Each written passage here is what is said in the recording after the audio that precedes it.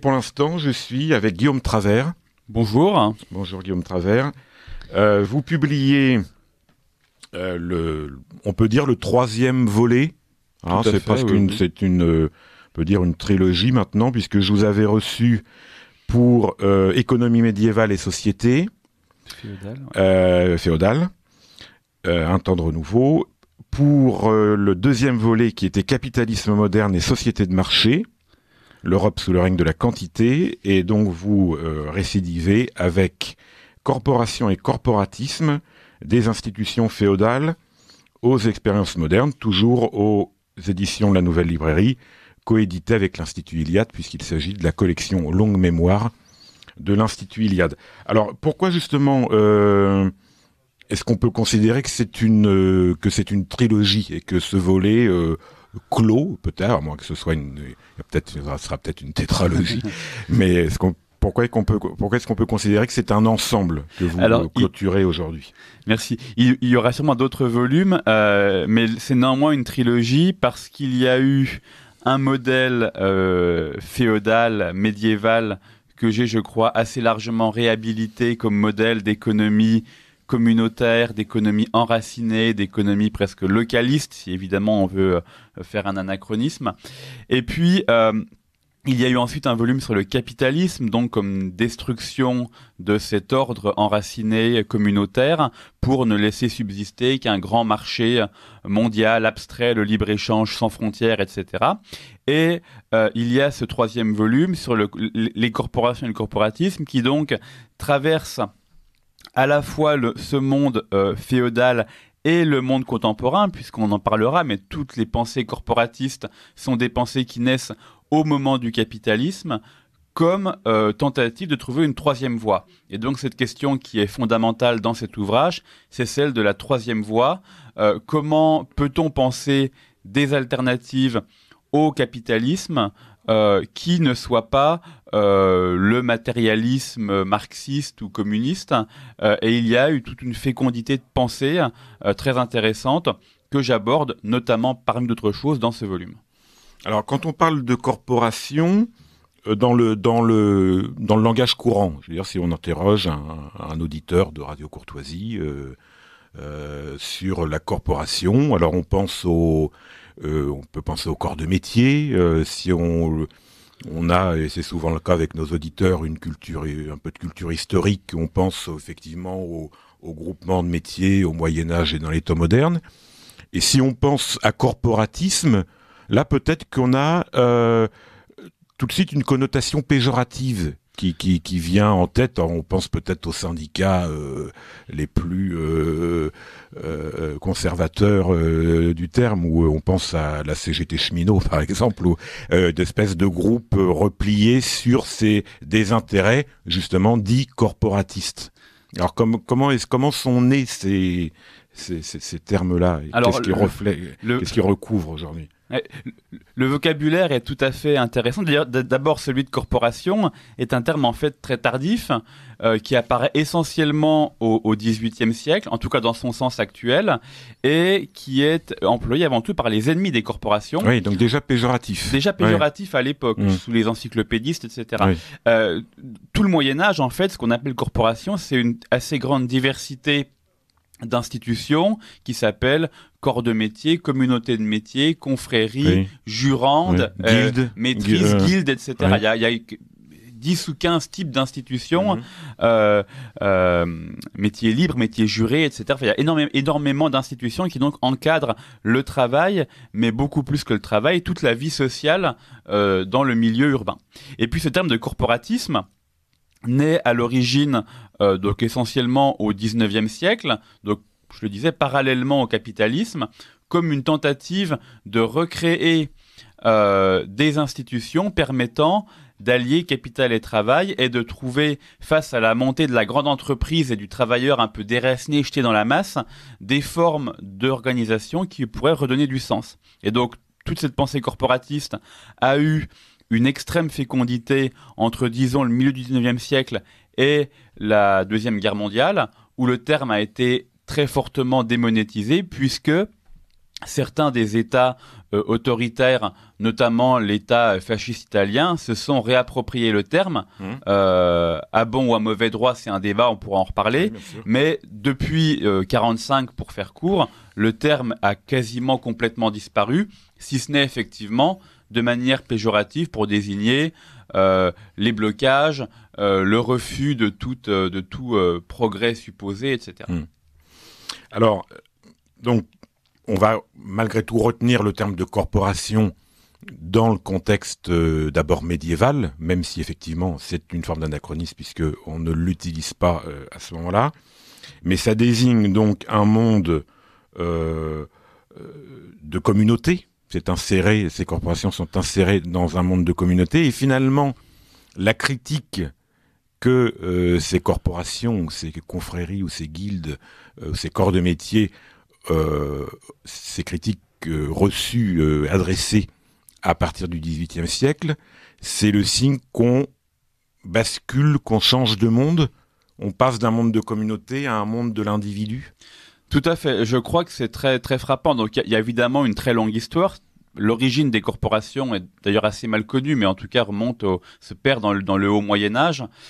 Et peut-être un des grands thèmes que j'avais souligné dans mon livre sur le Moyen-Âge, c'était vraiment que pour comprendre ce monde féodal, c'est vraiment un monde de communautés qui s'emboîtent les unes les autres, un monde de communautés concentriques. En milieu rural, on a la communauté villageoise, et au moment où les villes renaissent au XIe, XIIe siècle, le monde qui s'y installe est avant tout un monde d'artisans, et la corporation va jouer dans ce monde urbain le rôle que jouait la communauté villageoise dans le monde rural. Donc un rôle certes économique d'organisation des métiers, mais aussi beaucoup plus largement une communauté de vie, une communauté qui célèbre des processions, des rites, qui a un saint patron, qui organise des banquets, des processions, qui organise les enterrements de ses membres, etc., etc., des mariages, etc. Et donc c'est vraiment une institution propre à un monde qui se pense avant tout par l'appartenance communautaire. On entre comme dans une corporation de bouchers ou de charpentiers, presque comme on entre dans un ordre religieux. Et c'est un engagement qu'on prend pour toute sa vie. On ne sait pas comme aujourd'hui où on va exercer un métier pendant 6 mois ou 2 ans, puis changer, etc. Pas du tout. C'est un engagement extrêmement structurant, extrêmement fort. Et on n'entre pas comme on veut. On ne devient pas coutelier à Paris au XIIe siècle, au XIIIe siècle, sans rentrer dans cette organisation. Tout à fait. Donc c'est évidemment une contrainte à l'entrée, assorti d'un très long processus d'apprentissage d'un métier, parfois d'un compagnonnage qui dure des années, etc. Donc c'est vraiment quelque chose, un engagement très fort et qui, encore une fois, n'est pas purement économique. Les modernes ont eu tendance à ne voir la corporation que comme un monopole ou une institution économique, ce qu'elle est en partie, mais elle est beaucoup plus que ça. Elle est vraiment une communauté de vie, une communauté également d'entraide, où celui qui se blesse dans son travail sera aidé par les membres de sa corporation, donc un rôle de solidarité communautaire qui est très important. Et donc effectivement, ces corporations ont évolué au fil du temps, mais je crois que la principale raison pour laquelle les modernes, notamment à partir du XVIIIe siècle, ne peuvent plus les comprendre, c'est effectivement, comme vous le disiez, que le grand projet de la modernité, le grand projet des Lumières, c'est de tout repenser à partir de l'individu, et de dire, voilà, l'homme est un individu avant d'être le membre de communauté, et donc, dès lors que l'individu est tout et la communauté peu de choses, ou quelque chose de purement contingent, de purement secondaire, eh bien, effectivement, les corporations n'ont plus guère de raison d'être. Non seulement elles n'ont plus guère de raison d'être, mais finalement, on les critique pour, on dirait aujourd'hui peut-être... limiter le potentiel de croissance économique pour créer un sous-optimum économique, alors que justement, vous le dites, ça n'était pas leur objectif premier ou unique. Tout à fait. Je crois qu'effectivement, aujourd'hui, on a tendance à ne voir l'économie que sous le prisme de la croissance et du potentiel ou non de telle ou telle structure à favoriser la croissance.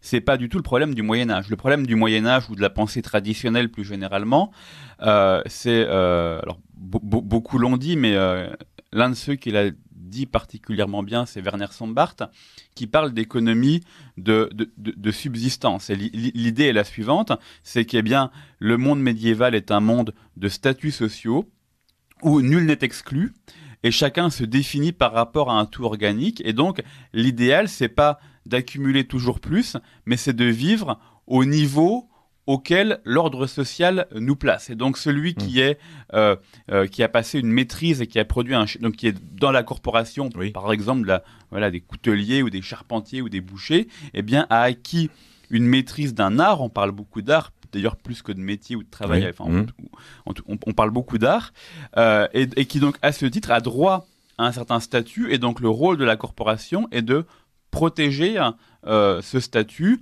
en effectivement restreignant la concurrence, la publicité, etc. On passe d'apprenti à compagnon, de compagnon à maître au bout d'un processus bien défini justement par les textes, par les chartes. Et donc l'idéal, plus que celui de l'accumulation, est vraiment celui de conférer à chacun, quel qu'il soit, sans exclusion, un statut plus ou moins élevé en fonction de qualité propre, plus que de quantité d'argent qui peuvent être produites. En vous écoutant, je pensais à la loi Macron d'il y a quelques années des chauffeurs de taxi. Vous vous souvenez, donc le chauffeur de taxi qu'on critiquait, peut-être à juste cause pour certaines occurrences, mais là aussi métier fermé, et donc on va libérer les énergies. Alors le fameux terme, on va libérer les énergies, on va libérer la croissance.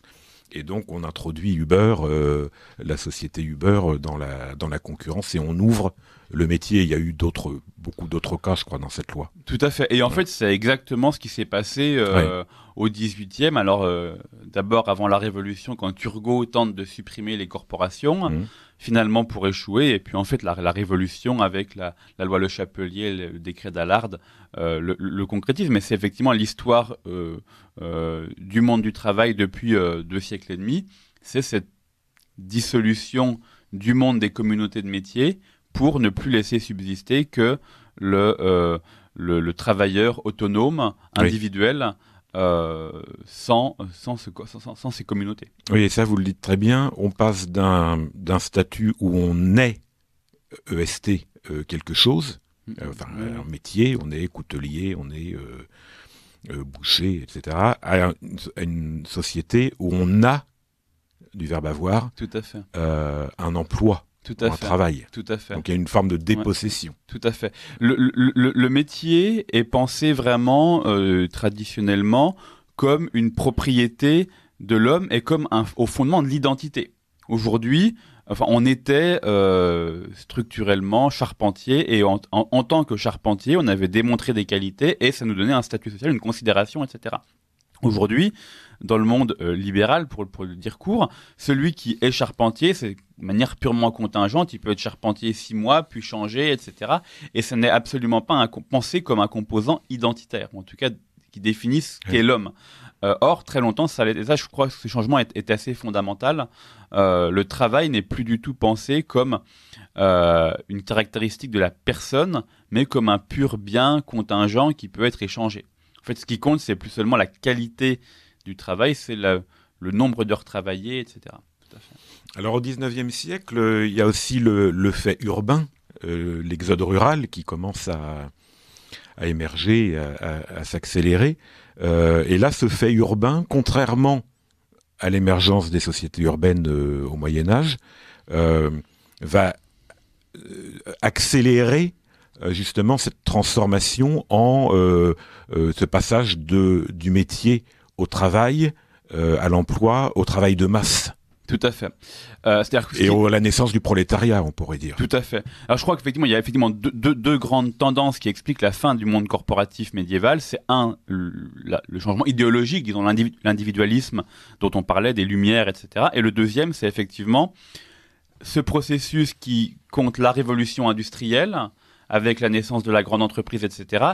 Et toute cette révolution démographique sous-jacente où la population, en tout cas en Europe, explose au 19e siècle. C'est vraiment la grande période de grand essor démographique et par conséquent d'exode rural. Et cet exode rural, il faut bien le comprendre, est un processus de déracinement. C'est-à-dire que tout ce que le monde rural ne nourrit plus se retrouve jeté vers les villes et soudainement, et ça de nombreux historiens l'ont bien montré, l'individu qui se retrouve dans une périphérie urbaine est coupé soudainement de sa famille, de ses traditions, de tout ce que la communauté villageoise pouvait offrir dans le monde rural, et se trouve jeté dans un monde de prolétariat, de grandes entreprises, où de fait, la relation organique qu'il y avait par le passé entre un apprenti et un maître, etc., au sein de petites structures, se trouve devenir une relation complètement abstraite au sein de très grandes entreprises où il y a des milliers de salariés pour très peu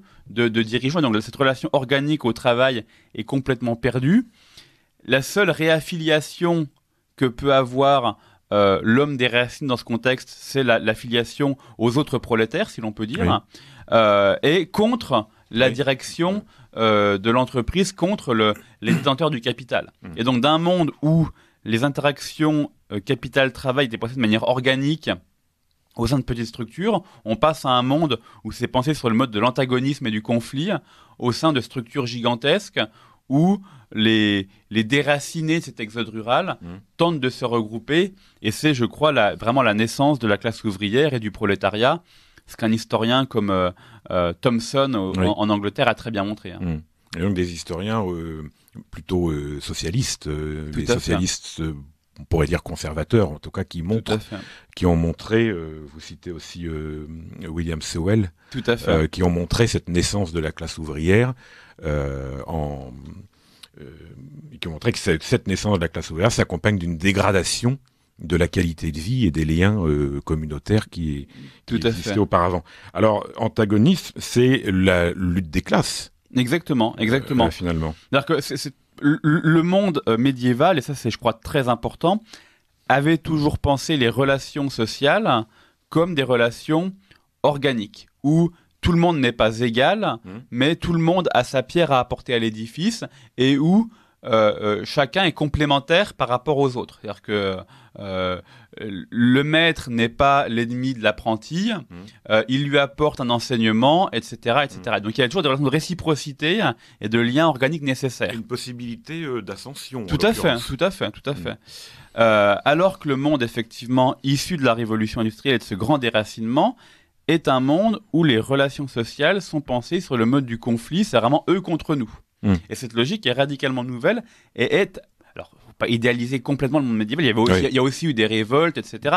Mais dans la philosophie sociale, elle était quand même une philosophie organique de la complémentarité. À l'inverse, le monde du prolétariat naissant au 19e se pense vraiment comme fondamentalement antagonique par rapport au monde du capital.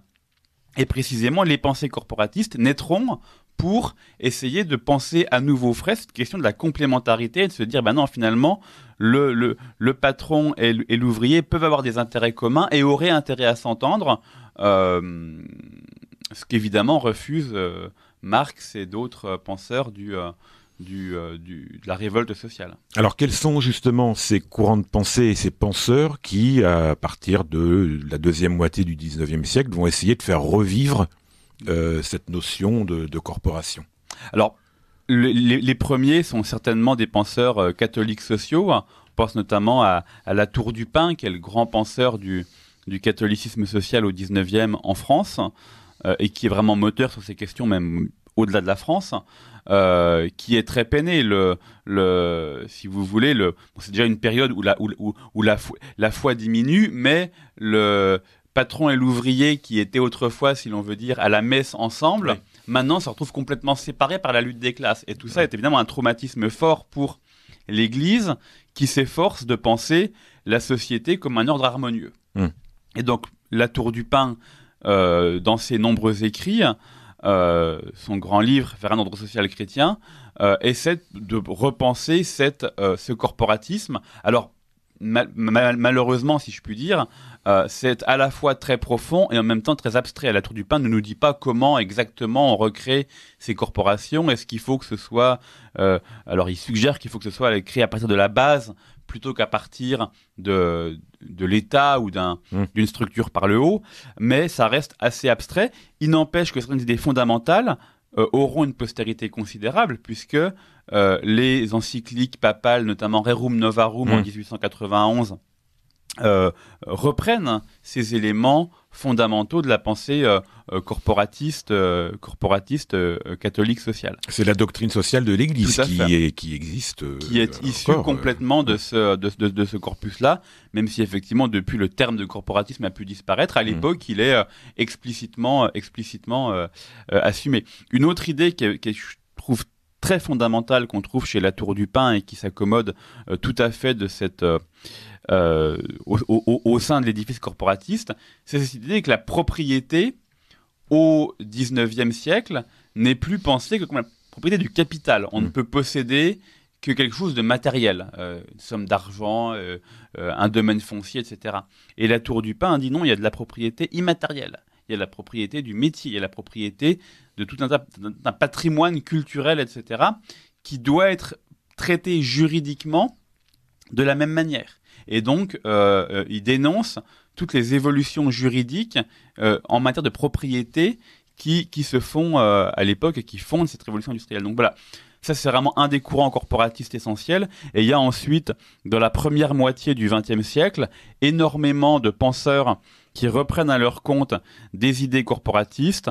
Alors, une très grande partie de l'Action française, Maurras lui-même, s'il écrit peu sur le sujet, se montre néanmoins tout à fait intéressé. Il y a à l'Action française énormément de personnes, de Georges Valois jusqu'à Firmin Bacconnier, vous nous aviez parlé ici, qui s'attachent au corporatisme. Il y a tout un courant qu'on appelle les non-conformistes des années 30, qui tentent de repenser le corporatisme. Il y a tout un tas de personnes qui sont devenues très célèbres après-guerre, comme Bertrand de Jouvenel, comme François Pérou, l'économiste, etc., qui, dans les années 30, alors qu'ils sont encore assez jeunes, produisent des écrits très marqués par la pensée corporatiste. Je cite un auteur un peu oublié, et pas forcément très important, mais qui, dans les années 30, dit « La grande idée à la mode, ce dont tout le monde parle, c'est le corporatisme ». On est dans les années 30, après évidemment la crise de 29, dont beaucoup pensent que c'est la crise terminale du capitalisme. On a à l'époque énormément de textes sur la fin du capitalisme, etc., la montée de l'État, et le corporatisme paraît comme une troisième voie, une alternative viable. Évidemment, ça ne va pas durer très longtemps puisque les expériences qui s'annoncent seront plutôt malheureuses, mais il n'empêche qu'il y a eu vraiment une très grande vogue de ces pensées corporatistes visant donc à dépasser la lutte des classes pour repenser la solidarité d'intérêt entre différentes fractions de la population. Et donc toujours, vous citez cette troisième voie, toujours entre l'URSS est né en 1921 et les États-Unis. Alors on n'est pas encore en guerre froide avant la Seconde Guerre mondiale, mais on est dans ce choix. Dans ce choix déjà, cette alternative que des penseurs voudraient dépasser, ce que Zev Sternel, l'historien israélien, a écrit, a qualifié de ni droite ni gauche. Tout à fait. On cherche cette voie. Tout à fait. Et alors là, il y a vraiment un terme essentiel qui est le terme de matérialisme. Ce que reprochent à peu près tous les penseurs de troisième voie, par-delà leur diversité, à la fois au capitalisme et au communisme issu de Marx, c'est leur matérialisme. En fait, ils nous disent le capitalisme dit aux gens enrichissez-vous, et si on veut faire court, toute la pensée de la lutte des classes, etc., dit aux gens vous n'êtes pas assez riches. Mais ça reste une question de richesse. D'homo economicus. Et d'homo economicus. Alors que toutes les pensées corporatistes pensent qu'il y a autre chose que la pure dimension matérielle, qu'il y a une question du sens, de la signification dans le travail et dans la vie sociale plus généralement, et donc il faut trouver un modèle économique qui donne du sens à l'activité humaine. Et ça, je crois, est vraiment, vraiment fondamental. Et donc en cela, il s'agit effectivement de dépasser l'un et l'autre, qui sont vus finalement sous cet angle du matérialisme qui les rejoint fondamentalement. Alors, donc nous évoquons avec Guillaume Travers les corporations et le corporatisme dans cette première partie du Libre Journal de la Nouvelle Droite. Vous êtes bien sur Radio Courtoisie. Alors, les années 30, donc évidemment, montée des régimes fascistes. En quoi le corporatisme, ou en tout cas un certain type de corporatisme, est-il un j'allais dire, un préalable pratiquement à l'État fasciste. Alors, très intéressant, très profond, évidemment. Il y a plusieurs choses. La première, c'est évidemment que le fascisme, notamment italien, mais aussi portugais, et puis aussi plus tard le régime de Vichy, etc., se pense vraiment comme un dépassement de la lutte des classes et la tentative de reformer une société organique. C'est une première chose. Donc, retour à cet idéal corporatif. Deuxième chose, il y a l'idée d'un rejet du monde individualiste. Que, en tout cas, dans l'ordre politique, le pendant de l'individualisme, c'est évidemment la démocratie libérale ou un homme, un vote. Toute l'idée des régimes fascistes, notamment italiens, ce serait de dire que bien il n'y a pas seulement des intérêts individuels, mais qu'il doit aussi y avoir au sein de l'ordre politique des intérêts de communauté, et donc il faut représenter les métiers, représenter les différentes forces actives du pays, et ce qui mènera notamment en Italie à une chambre des corporations au sein de l'État italien.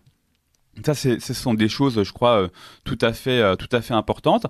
La grande erreur, si l'on peut dire, ou ce qui nuira considérablement à cette tentative, c'est évidemment le fait que le monde corporatif médiéval est un monde fondamentalement local. Il n'y a même pas, des fois on dit la corporation des charpentiers. Non, c'est la corporation des charpentiers de Paris, de Nantes, etc. C'est ville par ville. Et c'est le produit historique de dynamique au niveau tout à fait local, avec des règlements qui divergent au niveau locaux, etc. Alors que tout ce que vont recréer les régimes fascistes, à peu de choses près, c'est essayer de recréer des structures par le haut, par l'État, totalement contrôlées par les partis, et qui donc en fait n'ont plus rien de commun avec ce monde corporatif ancien qui était un monde de l'auto-organisation au niveau local. Donc ça, je crois, est vraiment une vraie différence. Mais outre cela, il est quand même très significatif que les États qui se créent notamment en Italie et au Portugal, avec Salazar, se déclarent États corporatifs. Donc c'est vraiment central pour eux. Il y a même une phrase de Mussolini qui dit on parle de fascisme, mais en fait le terme approprié pour nous définir, c'est corporatiste. Oui. Donc tout ça est très fondamental et montre bien d'ailleurs que le corporatisme n'est pas seulement une pensée de l'économie, mais une pensée de l'ordre social beaucoup plus générale. Mais finalement, le parti, puisque c'est la clé de voûte de ces régimes, le parti va supplanter toute émergence possible de corporations. Tout à fait. On va dire qu'au mieux, l'interprétation la plus charitable, si l'on peut dire, c'est celle de dire qu'au mieux, le parti va pouvoir prendre le pouls de la société en noyautant totalement ce monde corporatif. L'interprétation moins charitable, c'est évidemment de dire que tout ça n'avait pas grand-chose à voir avec le monde corporatif, puisque par définition, le monde corporatif doit être un monde de communautés relativement petites, relativement auto-organisées au niveau local, et c'est avant tout aussi, disons-le, un monde artisanal, un monde de petites structures. Or, le monde du XXe siècle industriel est un monde de très grandes entreprises, et donc penser une corporation dans une industrie, dans une grande industrie, est-ce que ça a vraiment du sens ? La question est ouverte. Et donc, effectivement, est-ce que le concept même de corporatisme pouvait s'appliquer dans la grande industrie d'armurerie ou d'énergie ou de sidérurgie ? C'est pas du tout évident. Est-ce que c'est la raison pour laquelle, également, c'est finalement le droit du travail à partir de 1945 jusqu'à aujourd'hui, qui va réguler les relations au travail, donc mettre peut-être de l'huile dans les rouages des intérêts capitalistes. Tout à fait. Alors effectivement, le droit du travail prend le relais en 1945, et dans une large mesure, c'est un droit qui effectivement ne laisse plus l'individu totalement démuni face à la grande entreprise, mais qui conserve néanmoins une logique fondamentalement individualiste. C'est bien l'individu qui est titulaire de droits et non la communauté de métiers comme c'était le cas par le passé. Et donc toute la logique de l'État-providence, du droit du travail, reste une logique individuelle, reste une logique où, dans une très large mesure, le travail est perçu non comme une propriété de la personne, Oui. mais comme une chose juridiquement qui s'échange sur un marché. Et donc tout ce qu'on fait, c'est non pas ramener le travail au niveau de l'homme, mais réguler son prix ou autre chose sur le marché. Ce quelqu'un comme Alain Suppiot, grand Oui. juriste, a très bien montré. Donc il y a effectivement une vision complètement différente de la régulation du monde du travail, qui n'a plus rien de communautaire, mais qui n'est pas non plus l'individu laissé seul. L'État vient au secours de l'individu en lui conférant des droits, mais ça reste une logique profondément moderne, au sens où c'est bien toujours cet individu qui exerce ses droits. Alors, vous avez écrit ce livre très, très clair, comme les deux précédents, pour quelque chose, j'imagine, pour au-delà d'un travail d'historien et vous nous narrez finalement la progression d'une pensée. Nous étions en train de dire que finalement c'était difficile de penser la corporation dans le monde moderne. Alors quels enseignements on peut tirer de votre livre et peut-être quels idéaux peut-on espérer? Très bien. Eh bien, c'est vrai que tous mes travaux, en tout cas les trois dont on a parlé ici, ont une dimension historique, mais ont évidemment en tête l'époque moderne et les enjeux qui se posent à nous aujourd'hui. Notamment, un des grands enjeux, à mon sens, c'est tout ce qui touche à la relocalisation des activités économiques, à la recommunautarisation de l'économie et à essayer de mettre en place une nouvelle pensée de l'ordre économique fondée sur les communautés, l'ancrage territorial, etc. C'était évidemment très net dans mon livre sur le Moyen-Âge. Et je crois qu'ici, s'il y a, comme je l'écris, peu à tirer des expériences corporatives du XXe siècle, il y a, je crois, un idéal corporatif qui peut demeurer. Et cet idéal, c'est l'idéal d'un monde où les métiers ne sont pas pensés uniquement pour leur capacité à procurer une quantité d'argent, mais aussi en fonction du sens qu'ils donnent et de leur rôle dans l'organisation sociale beaucoup plus générale. Et je crois que dans la perspective éventuelle d'une relocalisation de nos économies, d'une organisation davantage en circuit court, il y a une place pour des institutions de type corporatif. Il y en a une que je mentionne, et on la pense souvent peu sous ce prisme-là, oui. Mais c'est tout ce qui touche aux appellations d'origine contrôlée.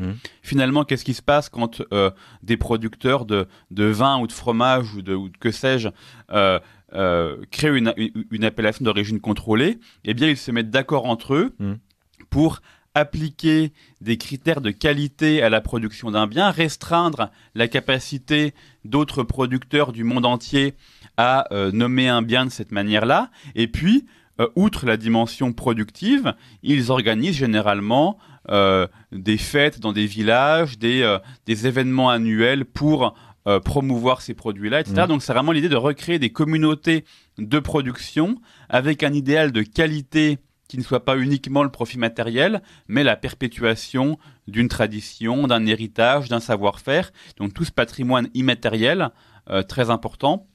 Donc je crois que c'est un exemple de ce que l'idéal corporatif peut inspirer, et il y en a certainement d'autres. Si demain, il y a une relocalisation partielle d'activités artisanales, eh bien je crois qu'il y a tout un tas de savoir-faire qui pourrait retrouver inspiration dans ce modèle qui a quand même marqué l'Europe pendant de très nombreux siècles. Et c'est le sens de votre dernière phrase du livre. L'idéal corporatif pourrait alors guider vers la protection des identités et des modes de vie enracinés. Donc espérons que cet ouvrage permettra d'y penser dans le contexte d'après-crise sanitaire et les contextes électoraux à venir. Donc, merci beaucoup, Guillaume Travers. Bien, merci. Donc, Corporation et corporatisme, aux éditions La Nouvelle Librairie, que vous pouvez vous procurer sur le site de La Nouvelle Librairie ou sur le site de la revue Éléments. Et puis, profitez-en pour, comme ça, vous en profiterez pour vous procurer les 2 premiers titres de Guillaume autour de ces